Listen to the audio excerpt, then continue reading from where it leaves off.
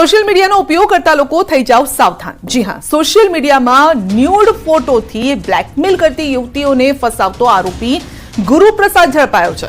આરોપીએ 9 યુવતીઓને પોતાનો શિકાર બનાવી અમેરિકા રહેતી તબીબ સાથે ઠગાઈ કર્યાનો ઘટસ્ફોટ કર્યો છે। તો રૂપિયા 53 લાખ પડાવ્યાનું પણ સામે આવ્યું છે। આ હકીકત સામે આવી છે। આરોપી ફેસબુક, વોટ્સએપ, ઇન્સ્ટાગ્રામ પર અલગ અલગ નામથી ફેક એકાઉન્ટ બનાવતો। આરોપી અનેક યુવતીઓ સાથે મિત્રતા કેળવી અને ન્યૂડ ફોટો, વિડીયો મંગાવતો અને ત્યારબાદ બ્લેકમેલિંગ કરતો। મૂળ આંધ્રપ્રદેશના નેલ્લુરના વિકૃત યુવકના સોશિયલ મીડિયા અને બેંક એકાઉન્ટના આધારે હકીકત સામે આવી। સુરત સાયબર ક્રાઇમ સેલે આરોપીની ઊંડાણપૂર્વકની પૂછપરછ હાથ ધરતા તમામ હકીકત સામે આવી। વધુમાં તેના મોબાઈલની વધુ તપાસ કરતા કુલ 9 યુવતીઓને એણે અલગ અલગ રીતે શિકાર બનાવી હોય। કોઈને ફોટો મારફતે, કોઈને બિઝનેસમેન તરીકે કાં તો જીમ ટ્રેનર તરીકે પોઝ કરીને ખોટી પ્રોફાઇલ બનાવીને વિશ્વાસમાં લઈને તેમને લોન અપાવવા કે બિઝનેસ સેટ કરવા કે કોઈ પણ રીતના તેમની પાસેથી પૈસા લીધા હોય એવી અલગ અલગ યુવતીઓની, ભારત દેશના અલગ અલગ રાજ્યોમાં રહેતી યુવતીઓની વિગતો મળી આવેલ। સુરતમાં સરકારી નોકરી મેળવવા બોગસ ડોક્યુમેન્ટ આપ્યાનો પર્દાફાશ થયો છે। યુવતીએ સરકારી નોકરી મેળવવા માટે પિતાના નામનો બક્ષીપંચનો બોગસ દાખલો પુરાવા તરીકે આપ્યો હતો અને ત્યારે દાખલો બનાવવા માટે, તૈયાર કરવા માટે આપેલું પિતાનું એલસી બોગસ હોવાનું સામે આવ્યું છે। પોલીસે દાખલો રજૂ કરનાર યુવતી અને તેના પિતા સામે ગુનો દાખલ કરીને તપાસ હાથ ધરી છે અને હાલ અઠવા લાઇન્સ પોલીસે બંને પિતા અને પુત્રની ધરપકડ કરીને વધુ તપાસ હાથ ધરી છે। મહત્વનું છે કે કતાર ગામમાં પરિવાર સાથે રહેતી 25 વર્ષીય આરોપી યુવતી જીપીએસસીની તૈયારી કરે છે અને ત્યારે યુવતીએ સરકારી નોકરી મેળવવા કારસ્તાન કર્યાનું પોલીસ તપાસમાં ખુલ્યું છે। અપહરણ કરી 5 લાખની લૂંટ કરનાર 5 ગઠિયા ઝડપાયા છે। બનાસકાંઠાના થરાના યુવકનું કર્યું હતું અપહરણ। ટેક્સ વિના સોનાનું બિસ્કિટ આપવાની લાલચ આપી હતી અને કારમાં અપહરણ કરી 5 લાખની લૂંટ ચલાવી હતી। મિત્રએ જ સાથી મિત્રો સાથે મળી અને આખો પ્લાન ઘડ્યો હતો।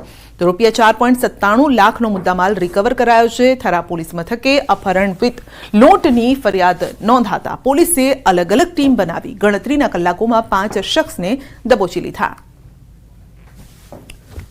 તો સાથી મિત્રે જ આખો પ્લાન ઘડ્યો હતો। 5 લાખનો મુદ્દામાલ રિકવર કરવામાં આવ્યો છે। 5 જેટલા શખ્સો છે સોનાના બિસ્કિટની લાલચ આપવામાં આવી હતી। તો લૂંટ કરનાર 5 ગઠિયા આખરે ઝડપાયા છે, પરંતુ એ બીજા કોઈ નહીં, મિત્ર જ નીકળ્યા છે। મિત્રએ જ મિત્રને ઝાંસો આપ્યો અને તેનું અપહરણ કરવામાં આવ્યું, લૂંટ કરવામાં આવી।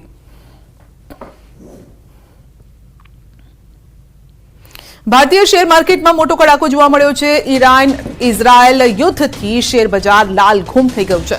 સેન્સેક્સ 1700 થી વધુ પોઈન્ટ તૂટ્યો છે। નિફ્ટીમાં 500 થી વધુ પોઈન્ટનો કડાકો જોવા મળ્યો છે। બેંક નિફ્ટીમાં 1100 પોઈન્ટથી વધુનું ગાબડું જોવા મળ્યું છે। જો કે ગઈકાલથી જ આ સમાચાર આવી રહ્યા હતા કે તેની અસર ભારતીય બજાર પર જોવા મળશે અને તેવું જ જોવા મળ્યું છે। ભારતીય શેર માર્કેટમાં મોટો કડાકો જોવા મળ્યો। ઈરાન-ઇઝરાયલ યુદ્ધની શેર બજાર પર અસર થઈ છે।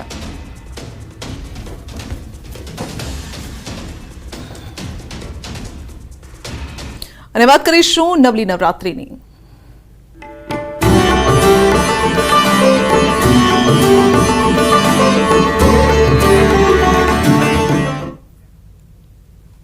નવલી નવરાત્રીનો આજથી શુભારંભ થયો છે। માં જગતજનની જગદંબાની આરાધનાનું પર્વ શરૂ થયું છે।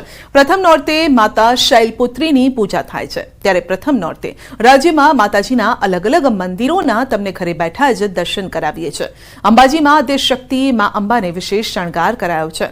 તો નવરાત્રીમાં માં અંબાના દર્શનનું વિશેષ મહત્વ છે અને ત્યારે સવારથી જ દૂર દૂરથી ભક્તો દર્શનાર્થે આવી રહ્યા છે। પાવાગઢમાં માં મહાકાળીના દર્શન કરી ભક્તો ધન્યતા અનુભવે છે।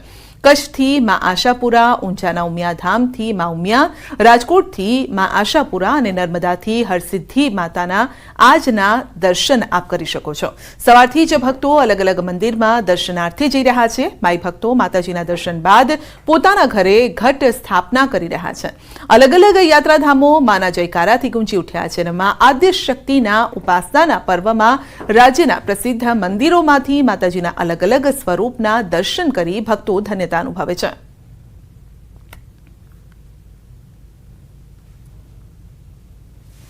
આ તરફ રાજકોટમાં પણ વહેલી સવારથી જ આશાપુરા માતાજીના મંદિરે ભક્તોની ભીડ જોવા મળી છે. શ્રીફળ, પુષ્પ, માલા, ચુંદડી લઈને ભક્તો પહોંચી રહ્યા છે. ષોડ શ્રૃંગાર કરી અને માતાજીને અર્પણ કરી રહ્યા છે. ષોડ શ્રૃંગાર અને માતાની ભક્તિમાં લીન છે. કચ્છ ના જઈ શકતા હોય કે અહીંયા પણ 9 દિવસ આવે છે, માનતા પૂરી કરે છે. શ્રદ્ધા ભક્તિ જે પોતાને હોય આખા રાજકોટમાંથી તે બધા છે ને ચાલીને અહીંયા જા હાલે છે.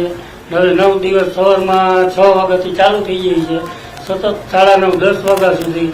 સાંજના 4 વાગ્યા પછી પોતે 8-9 વાગ્યા સુધીમાં જે સવારની કે સાંજની જે આ લોકોએ ટેક રાખ્યો એ પ્રમાણે 9 દિવસ આવે છે. આજની નવરાત્રિનો અનહદ આનંદ છે. આજે માનું પહેલું નોરતું છે અને માને કંઈ ને કંઈ અર્પણ કરીને અમે ખૂબ ખુશી અનુભવી છે અને જિંદગીમાં માની પાસે માગીએ છીએ કે સર્વ પ્રકારે સુખ સંપત્તિ ને શાંતિ આ દેશમાં અને આજની પરિસ્થિતિને અનુરૂપ દરેકને શાંતિ આપે એવી જ મા પાસે પ્રાર્થના. રાજકોટ સહિત સમગ્ર દેશભરમાં આજથી શારદીય નવરાત્રીનો પ્રારંભ થઈ ચૂક્યો છે ને ત્યારે આપને હું મારી પાછળના દ્રશ્યો બતાવવા માંગી રહ્યો છું. આ દ્રશ્યો છે રાજકોટ સ્ટેટની કુળદેવી ભગવતી મા આશાપુરાના મંદિરના દ્રશ્યો છે. વહેલી સવારથી માઈ ભક્તો છે જે માઈને મનાવવા માટે કોઈ પુષ્પ લઈને આવી રહ્યું છે, તો કોઈ શ્રીફળ લઈને, તો કોઈ ચુંદડી લઈને, તો કોઈ ષોડ શણગાર છે તે માતાજીને અર્પણ કરી રહ્યું છે. દ્રશ્યોમાં જોઈ શકાય છે કે કઈ રીતે ભક્તોની ભારે ભીડ છે તે વહેલી સવારથી જોવા મળી રહી છે. આજથી શારદીય નવરાત્રીનો પ્રારંભ થયો છે ત્યારે 9 દિવસ આ જ પ્રકારે માઈ ભક્તો છે જે માઈને મનાવવા માટે મોટી સંખ્યામાં ખાસ કરીને જે પેલેસ રોડ ઉપર જે આશાપુરા માતાજીનું મંદિર આવેલું હોય છે ત્યાં ઉમટી પડતા હોય છે. સાથોસાથ રાજકોટની જો વાત કરવામાં આવે તો રાજકોટની અંદર 500થી વધુ જગ્યાએ પ્રાચીન રાસોત્સવનું આયોજન કરવામાં આવ્યું છે. સાથોસાથ 30 જેટલી જગ્યાએ અર્વાચીન રાસોત્સવનું પણ આયોજન કરવામાં આવ્યું છે. 9 દિવસ રાજકોટ વાસીઓ છે તે માઈ ભક્તો છે તે માની ભક્તિમાં લીન જોવા મળશે. અંકિત પોપટ, ન્યૂઝ 18 ગુજરાતી, રાજકોટ. નવરાત્રીના પર્વને લઈને ખેલૈયાઓમાં ખૂબ જ ઉત્સાહ છે. નવરાત્રીમાં વરસાદની શક્યતાને લઈને ખેલૈયાઓની સાથે કમર્શિયલ ગરબા આયોજકો પણ ચિંતામાં છે.